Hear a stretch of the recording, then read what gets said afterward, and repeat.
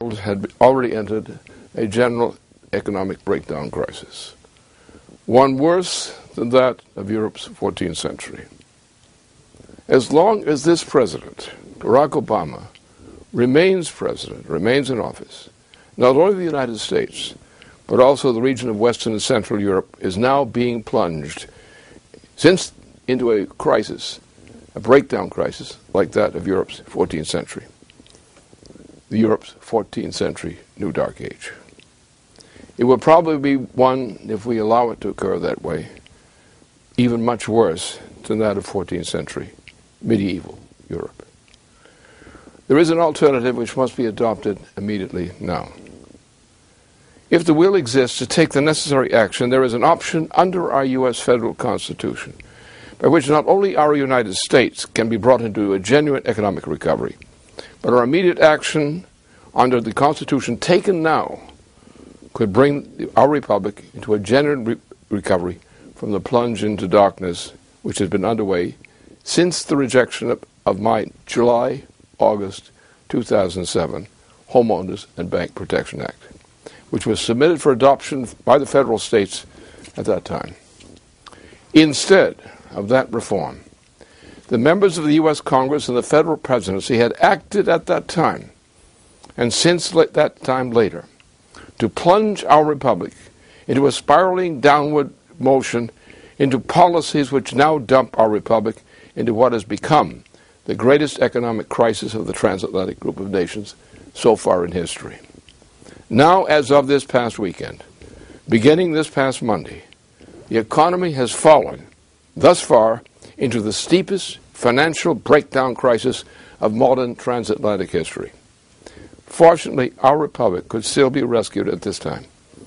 As many know, I have a record of being among the leading economic forecasters for our United States during the recent decades, as in my uniquely successful forecast of 1971, my forecast of the Richard Nixon Depression, and also the deep 1980 recession, the steep recessions launched by the George W. Bush Jr. administration, and now the economic horror show brought to you by the Barack Obama administration. Now, the violations of our republic principle, federal constitution by the Obama government, combined with Obama's plunging our United States into a form of depression which our United States could never recover in its present form.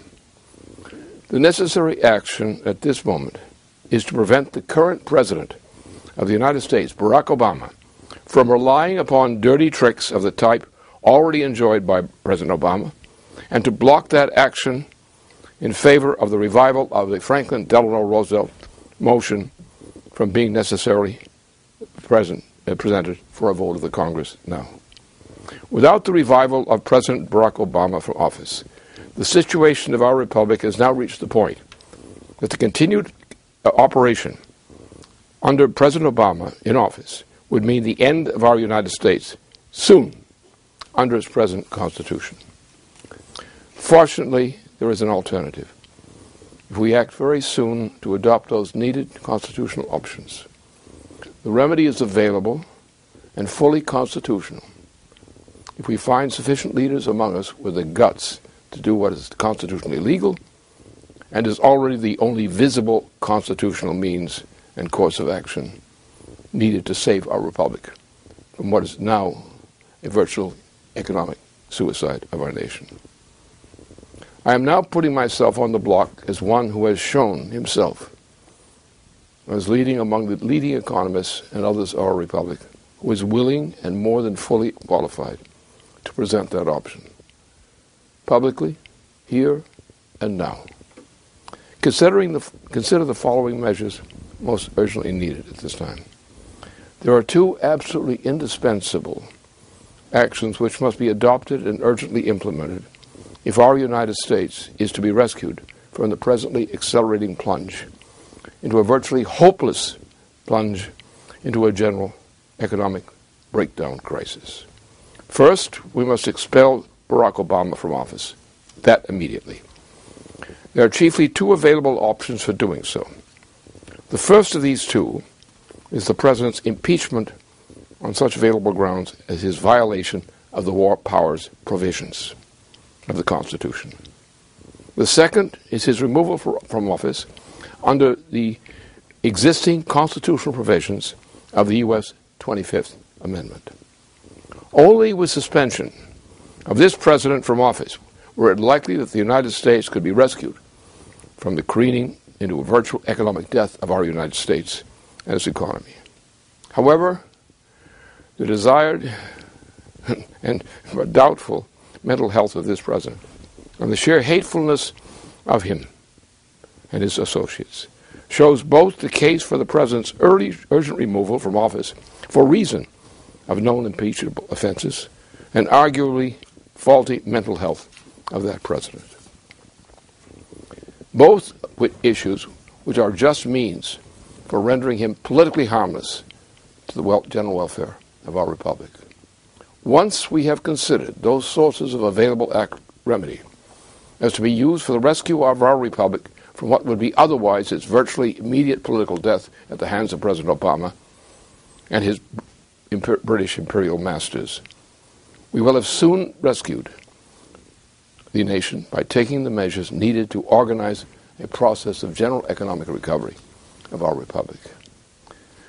Now consider the measures which are needed for rescuing our republic now. 1. Incapacitate Barack Obama's power to sabotage legitimate measures for removing that president from the position of power he might attempt to use to prevent lawful support for the enactment of the original Glass-Steagall Law. 2. That measure, the Glass-Steagall Law, would be sufficient to hamstring a corrupted president to the effect of blocking the use of power by him, otherwise available to him, for this reason. His illicit blocking of the necessary reenactment of the original Glass-Steagall Law is the crucial issue. 3.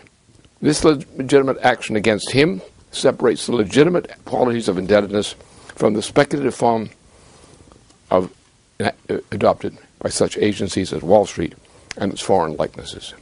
4. The U.S. law must be improved to replace the notions of money by a system of U.S. constitutional federal credit.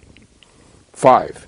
Since the residue of salvageable monetary assets in the USA are within the bounds of leftover balance from U.S. credit, it will be sufficient to launch a recovery by these means.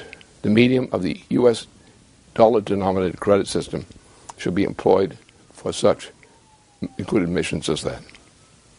The recovery of the United States, the federal states, from this crisis is now in our hands. I have appeared in this form on this occasion to lead a group of people who are patriots of our nation, who have competence in the matters of which I have spoken here today, measures which must be taken immediately in order to rescue our republic from the great crisis, the threat of destruction, which hovers over it now. There are, in the process of politics, there are very few people who actually in a moment like this are capable, have the courage and insight to guide themselves into taking the kinds of action needed to lead this nation out of its own self-destruction now. There are many people who will say, well, if the time was right, I would support that. If the time were right, I would do that. If the time were that right, I would recommend that myself. But when it comes to pushing the thing across the table for adoption, there is only a tiny minority of the so-called leading figures of this nation, the so-called paragons of leadership of this nation. Only a handful will not crumble and hide in darkness to avoid taking the responsibility of enacting these measures. There are only a handful of people in these United States who can go up front, shall we say, in stating these views. There are a more limited number of those who can actually say it, as I'm saying it now. We, in all crises, this is the case. People would say, yes, well, if we all agree, well, we'll pass it, we'll vote for it. And I've sat there, and I've stood there, and I watched, and I watched, and I watched. And I've watched over years of this kind of thing. And never have any of these do-gooders actually stepped forward to take responsibility for an action which might be risky to their careers. They would say, it's not the time for me to act. I'm a hero, but it's not the time for me to display this wonderful quality. You know? And therefore it comes always, in the history of mankind, in any great movement, to rescue a great nation from its own folly. Only a handful of the so-called leading figures of a nation will step forward to join together in the mission such as that I prescribed here. I'm one of them. I'm taking the leadership on this question. This is not absurd at all. After all, I've been a leader of this nation for a long time, but not always popular with certain circles in Wall Street and similar places. For example, take the case of the SDI. Well, admittedly, it was turned down eventually by the Soviet Union, by a very bad leader of the Soviet Union, who probably died in a fit of guilt. But at that point, I had organized what became known as the SDI. In 2000 or 1907, I had organized it, and people had joined me, leading people, say, of foreign nations, not only the United States, but foreign nations, leaders in Germany, leading figures in Germany, political figures, leading retired generals, veterans of the Second World War period. In France, leaders from the remnants of the Gaullist movement in France, the military forces, military leaders of France, and others. We had taken similar actions with respect to places like Argentina, other places. And we had brought together, including the Soviet Union, many people in the Soviet Union had not only endorsed, but had helped to build the design for agreement called the Strategic Defense Initiative. So I'm not exactly unknown in leading positions in the United States and Europe and elsewhere. So I'm one of those who come from the apparent background. The step forward is among the real leaders of this nation, those who will step forward and put themselves on the line to act at a time when that action is necessary. And that's what I'm doing now. Now, what are we going to do? What we're going to do is we're going back to the principles on which this nation was founded, the principles of a credit system. Now, the situation is this. We are so bankrupt as a nation that no ordinary course of action under the present rules of behavior will save this nation from self-destruction in the immediate future. We're about to be obliterated if we continue on the present course. And not only Obama obviously must be removed from power. That doesn't mean you're going to throw him out. It means you're going to remove him from power. Probably will go with the proper thing, his mental case. He is a mental case. He should be thrown out of office as being a mental case. That's quick and merciful. Nobody has to get killed, except in remorse. Maybe he'll have had a fit of remorse or something. But he must be removed from office now, effectively removed. He may be still standing there, but he's on the gibbet, so to say, the political gibbet, shall we say, waiting for judgment. In the meantime, his making him impotent in power will mean that other people in our government will be able to move with the Glass-Steagall Act. Now, the Glass-Steagall Act itself will not save the nation. The Glass-Steagall Act is necessary as a part of the steps to be taken to rescue this nation from absolute bankruptcy. But it by itself will not save the nation. For example, we cannot use a normal form of reform of the monetary system of the United States.